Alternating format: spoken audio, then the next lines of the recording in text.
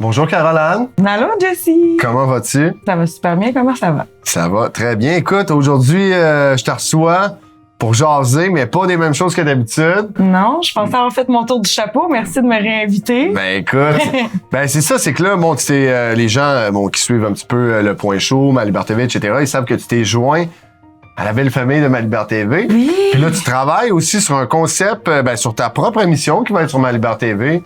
Et puis, c'est ça, j'aimerais ça que tu parles un petit peu de ça, là, à quoi ça va ressembler, qu'est-ce qu'il y en est par rapport à ça, c'est quand que ça s'en vient?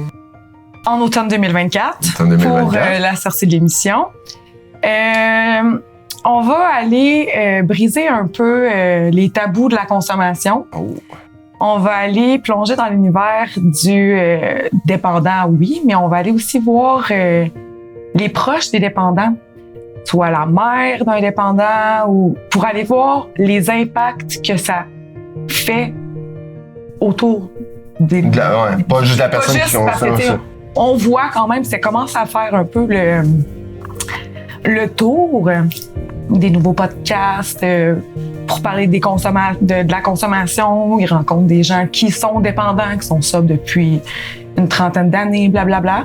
Mais ce qui est intéressant, c'est d'aller voir ceux qui sont avec les dépendants. Comment ils font pour bien les accompagner. Comment ils dealent avec ça, eux, personnellement aussi. Exactement. J'ai hâte. T'as hâte? Et puis, t'as-tu déjà une idée de ton titre? Comment tu vas appeler ça? Ben, en quête de dépendance. En quête de dépendance. C'est comme un jeu de mots, dans le fond. En quête de dépendance. C'est bon. bright. Ben, je suis quand même pas si pire que ça. All right. Et puis, bon, c'est ça. T'as-tu déjà des prospects de gens que tu vas aller rencontrer? Oui. Là? Ouais. J'ai déjà pas mal une belle sélection de fêtes. Mais bien entendu, ça serait intéressant de voir d'autres histoires, d'avoir... Ouais, t'en as déjà de cet mais il y a comme un petit appel aux candidatures là, pour les gens qui écoutent ça puis qui auraient des histoires. Ça peut être eux-mêmes, j'imagine, des anciens dépendants ou des gens qui ont dealé avec ça dans leur entourage puis qui ont des histoires à raconter par rapport à ça. Ce qui pourrait être intéressant aussi, c'est que j'aimerais avoir un petit côté plus anonyme. Je serais intéressée à rencontrer un dépendant ou la femme d'un dépendant ou, tu sais, dans le moment présent, là. OK, qu'il l'est présentement. Ouais. OK, ouais. Ah, ben ça pourrait être intéressant aussi, ça, en effet, ouais. On concrétise tout ça. On est vraiment dans une période de ce qu'on appelle le healing, carrément, là. Donc, c'est ça. Puis même, en fait, toi, écoute, t'es zéro une alcoolique, mais tu buvais dans la vie puis t'as décidé... Je te reprends, Jessie. C'est parce qu'en fait, ce que je trouve beau là-dedans, c'est que l'alcoolisme en soi est vraiment dirigé vers, Roger qui boit du matin au soir puis qui fume des clopes back-à-back puis limite il pue, là, tu sais. Ouais. Mais l'alcoolisme, pour moi, c'est la relation que tu as avec la consommation. Moi, c'était rendu beaucoup trop facile, en fait. Ben, écoute, premièrement, des alcooliques fonctionnels dans la société. Non, mais il y en a plein, tu sais. Autrement dit que c'est juste que t'as cette habitude-là d'incruster en toi. Puis c'est une forme d'alcoolisme, là, même si, comme tu dis, tu pues pas, puis tu te laves pas.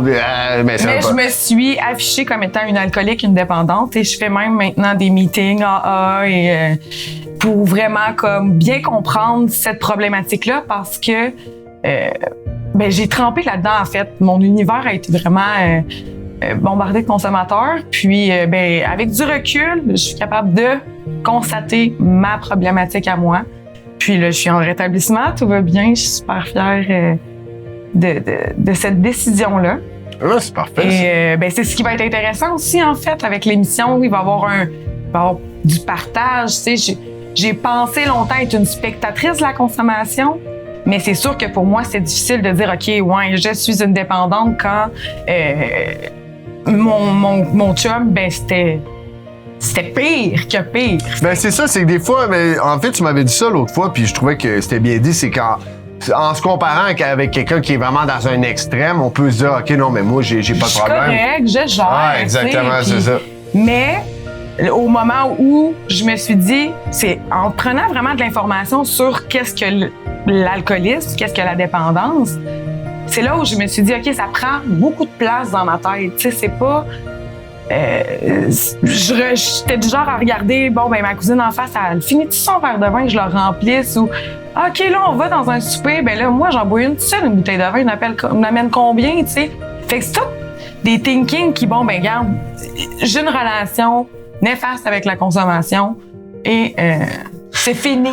Ben, c'est intéressant ce que tu dis, puis justement, moi, écoute, même moi, tu sais, avec l'alcool, pas vraiment, mais j'ai eu j'ai du pot, tu sais, même j'en fume encore de temps en temps, mais tu sais, j'ai une relation que Chris, fallait que j'en fume au moins une fois par jour, là, tu sais, en fait, c'est plus le concept de la dépendance, d'être dépendant de quelque chose, puis d'en être un esclave au bout de la ligne. C'est plus ça qui est comme le problème, peu importe ton degré de consommation là-dedans, ça reste que t'en as-tu besoin ou t'en as pas besoin. Quand t'en as pas, tu shakes-tu ou tu sais. Ben moi, ça prenait autant de place quand j'en prenais pas que quand j'en prenais. Parce que je me disais, je me suis pas pognée de vin. J'habite-tu mes enfants, je vais-tu m'en chercher ou je suis correcte puis j'en prends pas? Les enfants, on va faire une petite commission. Tu sais, c'est juste, au cas où que j'en dirais un. Mais tu sais, je peux prendre un verre de vin puis finir la bouteille. Tu sais, c'était pas une relation saine, là. Ben oui, exactement. Puis c'est ça que je voulais dire, c'est que j'en ai une couple de mes amis qui sont allés en thérapie pour différentes raisons. Puis j'en ai un de mes bons amis aussi que lui, c'était pour l'alcool. Puis c'est ça qui ont fait voir un petit peu... ça a été ça le focus dans la thérapie. C'est quoi que ça représente pour toi? C'est comme un peu plus ça. Exact. Au-delà de vraiment de ta consommation directe, c'est quoi que ça représente dans ta vie, l'alcool, là? C'est quoi la place que ça a? Comment tu perçois ça? Des fois, c'est ça, c'est un espèce de travail mental d'analyser ta relation que tu as avec ça. Exactement. Pas banaliser certains trucs, des fois qu'on a tendance à... Non, puis il y en a vraiment beaucoup qui étaient secoués justement avec sur mes réseaux, je l'ai annoncé, puis je le partage, mon rétablissement, ma sobriété. Parce que je le sais que si moi, j'ai été capable de voir ce problème-là, je suis pas la seule qui prend beaucoup trop de vin puis qui considère que c'est pas un problème. Fait que je pense que ça mérite d'être partagé puis pouvoir apporter une belle conscience sur cette problématique-là qui est plus que chez nous, là. Ben, t'as tout à fait raison. Puis je pense que ça va grandement contribuer au healing collectif. Alors, une très belle initiative, Caro. On va suivre ça de près. Très hâte que ça sorte. Oui! Merci beaucoup. Merci à toi.